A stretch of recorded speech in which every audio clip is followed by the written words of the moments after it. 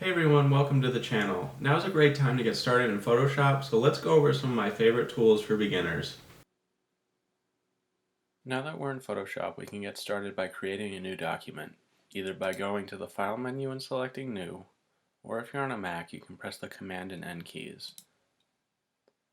For our purposes, this is only going to be a basic layers demonstration, and these default settings are fine.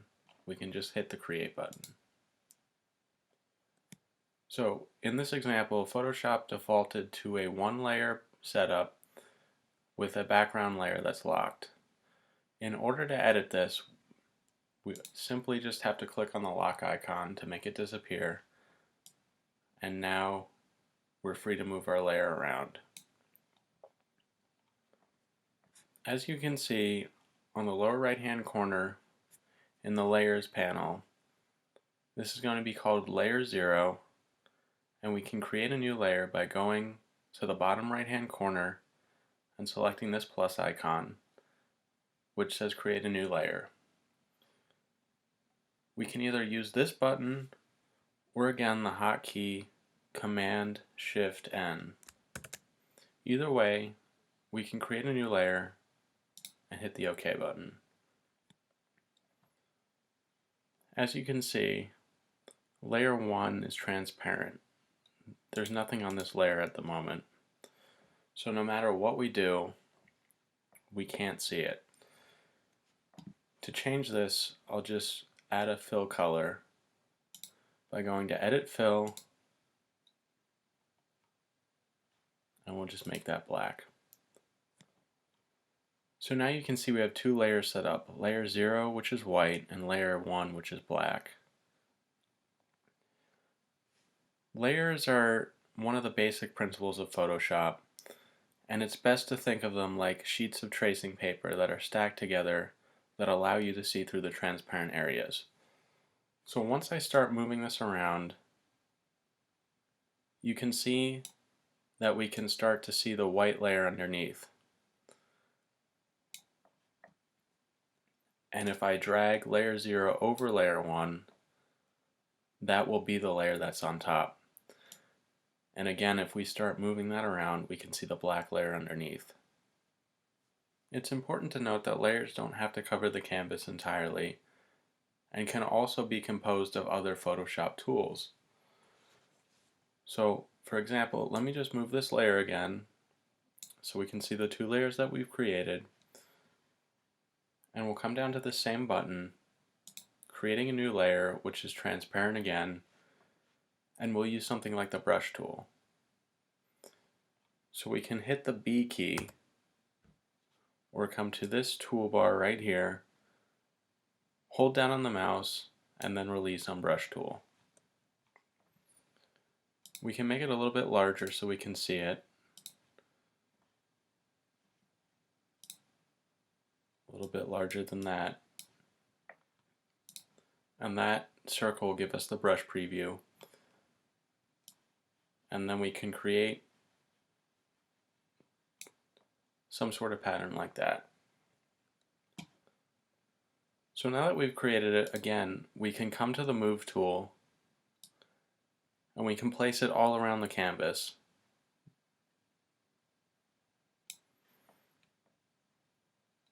Again, we can create a new layer, and in this case use something like, let's say, the rectangle tool. Again, you can click down on the mouse button, select the tool you want, and release the mouse again. Let's make this a different color by double clicking, and a color like that's good. Just something that's going to stand out. And there we go. We can always move it on the canvas. Now suppose we wanted to see through one of the layers into one of the layers below. That's going to take us into the next section of this tutorial. Layer masks are going to be slightly different. They allow us to control what's invisible and visible on a certain layer.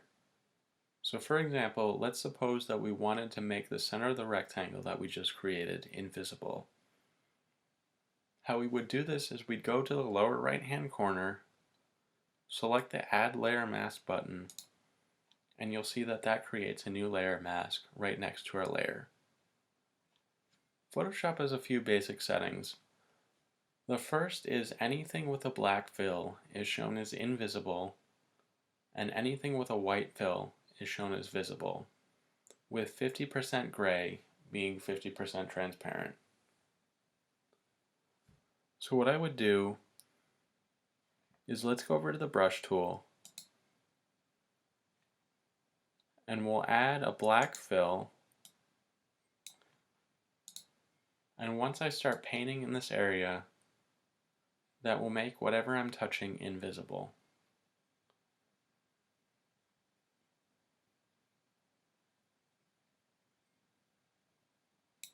Now if I make it a white fill,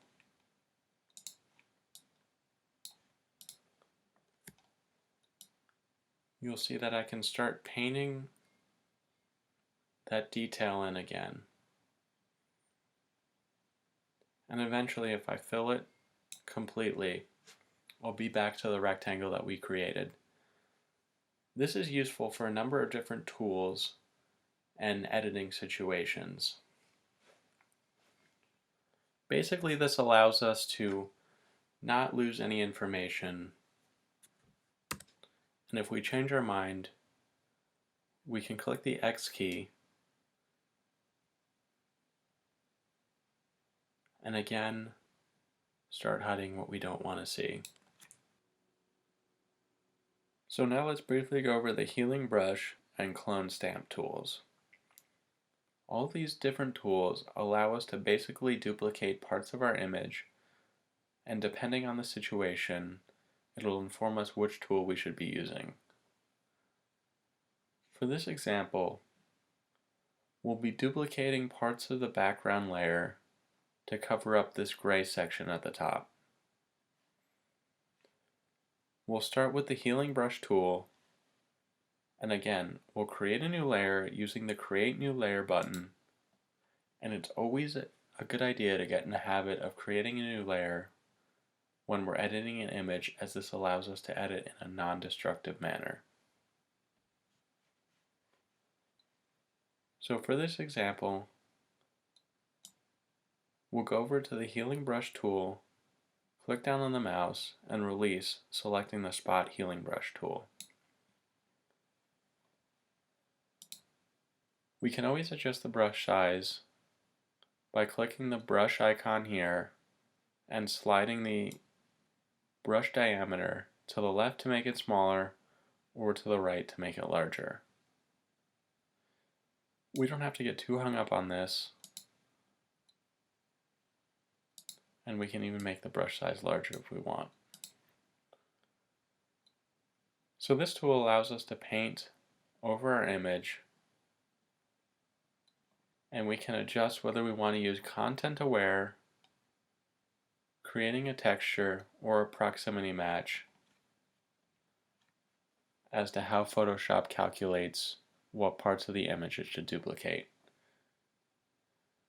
Usually I'll use content aware, and we can start by clicking down on the left mouse button and just painting over the background layer.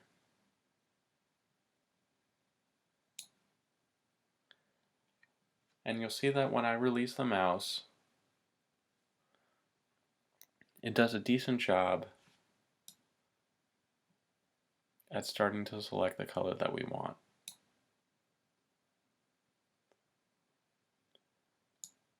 And I can keep clicking and painting over these areas. So now let's get a little bit more in depth on the Clone Stamp tool.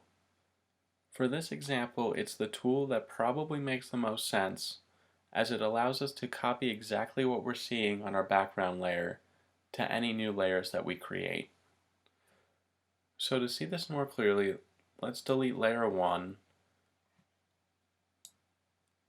by clicking on the left mouse button and then dragging this layer into the trash can. We'll again create a new layer, scroll over the left hand side, and click on this icon here, hold down on the left mouse button, hover over the clone stamp tool, and again we'll release the left mouse button, and now that tool is active.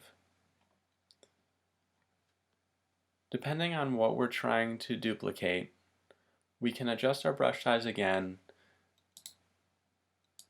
and it probably makes more sense to make this brush size a little bit quicker and this job go a little bit faster. So like the healing brush, we can sample exactly what we want to copy by pressing the Option key, or again, if you're on Windows, you can press the Alt key. We'll click the left mouse button, and now we can start duplicating exactly what we're seeing.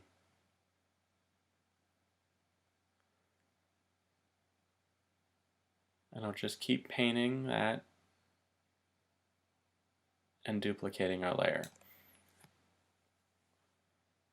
So you'll see that we're slightly off, but since we've created a new layer and duplicated information onto it, like the example that we started with, we can select the Move tool and move this layer around until it starts to align with the base image. Or if we want to be a little bit more exact, we can come down to the left and right arrow keys and start by moving it back and forth. You'll see that even when we do that, it doesn't quite work out. So what we can do is, by utilizing some of the other options that we have at our disposal, we can add a layer mask, come over to the brush tool, make sure that we're painting the black color to hide this layer information, and we can start just painting away what we've done. And you'll see that now that we've done that, we can see the invisible portion of our layer on the layer mask. So we can follow the same steps that we just did to create a new layer, come over to the Clone Stamp tool, either clicking on this icon or S on your keyboard for the shortcut. Then we can do the same thing. Hold down on your Option key, left click on the mouse button, and you can start to align this and just paint around that selection. And even if it doesn't quite look right,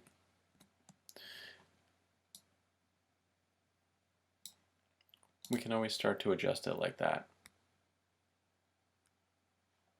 So now that we talked about the Clone Stamp tool, we can use any one of these tools to get rid of the black strips on the left and right hand sides of this image. Normally we could also crop this out, but for the sake of the tutorial, let's instead create a new layer, and I'm going to use the Spot Healing brush, and holding down on the left mouse button we can start to paint over the black area, and depending on how much of the image we selected, it will take the computer a little while to calculate.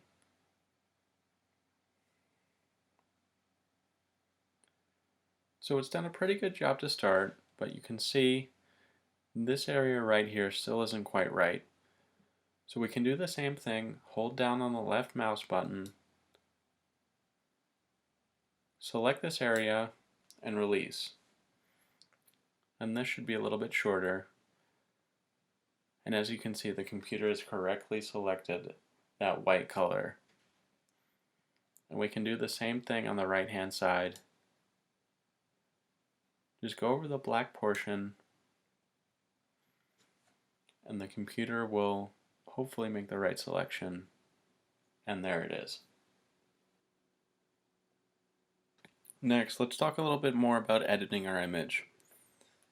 We can accomplish this by using something called adjustment layers. Adjustment layers help change our image and make the edits that we want in a number of different tools. So to start, we can again go to the lower right hand corner, selecting the Create New Adjustment Layer button. And you'll see that brings us to a list of a number of different edits that we can apply. So let's start with something simple. We can start with the brightness contrast adjustment layer, and you'll see that it creates the layer thumbnail and also a layer mask thumbnail as well. The layer masks for adjustment layers work exactly like our layer masks from before. So for example, if we wanted to add more contrast, we could slide to the right and you'll see that it adds more contrast. Now if I wanted more contrast only on the black and white areas of the image, I can again take something like the brush tool, apply a black paint color, and just start painting away this contrast. Just like that. And you'll see that once we do that, it'll show us a preview of our layer mask in the layer mask thumbnail as well. So let's just undo that for now.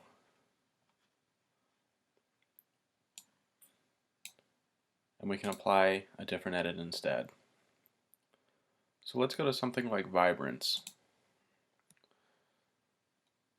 We can again adjust these sliders to our liking, either by going to the right to increase the effect or to the left to decrease the effect.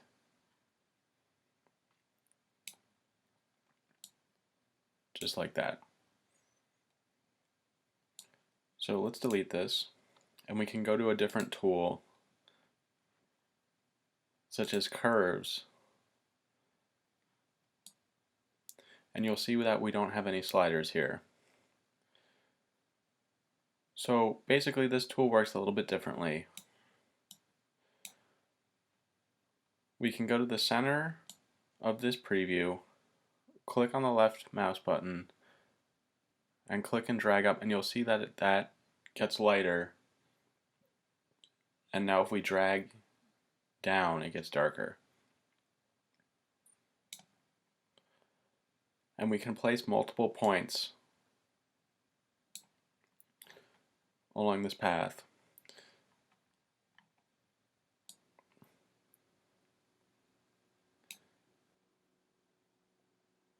So now let's talk about one of my favorite tools in Photoshop and go over some of the principles that we've just learned. So you'll see I've gone ahead and brought in two separate images on different layers. These two images have a lot of overlapping information, and for this example, let's suppose we wanted to bring the taillights from the second image over and onto the first image as well. So how we would do this is select both layers by first clicking on this layer and then holding down on the Shift key, clicking on the left mouse button again, and that has all of our layers selected. Then we can go to the Edit menu, select the Auto Align Layers button. And usually it's always a good idea to start with the auto projection selected, and especially for this example with so much overlapping information. We'll click the OK button, and the computer should be able to calculate this for us fairly quickly as it's only two images.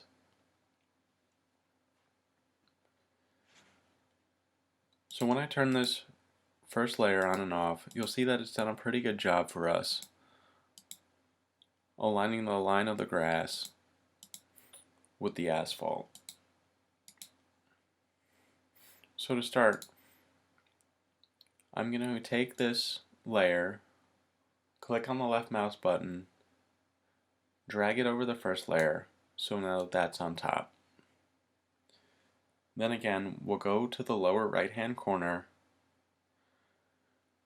click on the Add Layer Mask button, and then we can use something like the brush tool.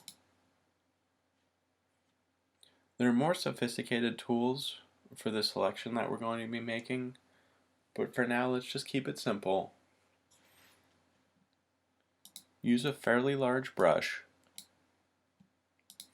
We'll make sure that we're painting with the black color. And then we can simply start painting this away and hiding all the information that we don't want on this first layer.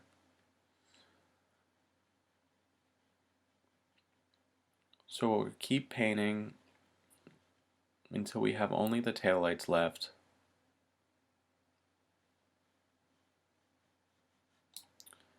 And you'll see that when you release the mouse button, you're given a preview of your layer mask in the layer mask thumbnail. So let's keep just making the selection.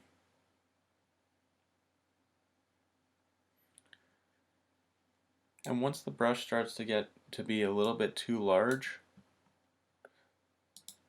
what we can do is adjust the size of the brush by sliding it to the left and making it smaller.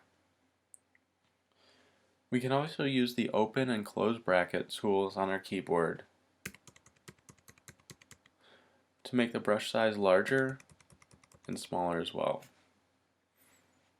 And we can also zoom in on our image by holding down on the Option or Alt key and using the mouse wheel to zoom in or in the opposite direction to zoom out. So something like this is fine, and again we'll just keep painting out what we don't want to see.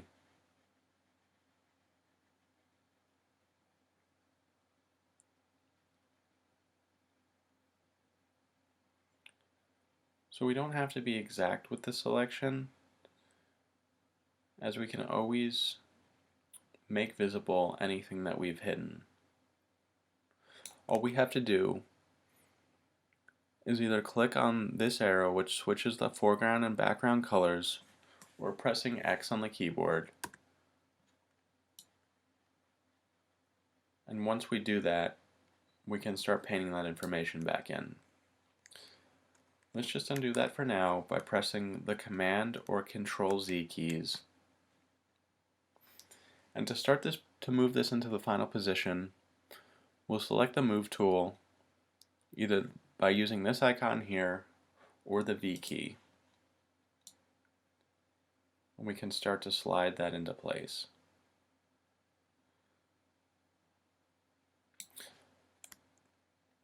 And zoom out to see the overall image. So that's looking pretty good, but you'll still see that we have some other information that we don't want to see. We can use another tool such as the lasso tool. In this case, we use this lasso tool, hold down on the left mouse button, start to select what we don't want to see, and then make sure it's within this window, and then we'll just complete the shape by releasing the left mouse button. So now that we have that selected, if we fill this shape with black, it will also make this invisible. So what we can do is go to Edit, Fill, make sure our contents are selected to black, the opacity is 100%, and press OK. And that will also make it disappear. Now, to undo this selection, we can right click on the mouse, hit the deselect key here, or if I undo this, we can press Control or Command D, and that should do the same thing. So now, Let's take away the invisible portion of the image by cropping it out. We can click on the crop tool, and personally I like a 2:3 crop, so we can select this crop ratio, and that's not quite what we want, so we're going to swap the height and the width by pressing this button here, and we can select what we want.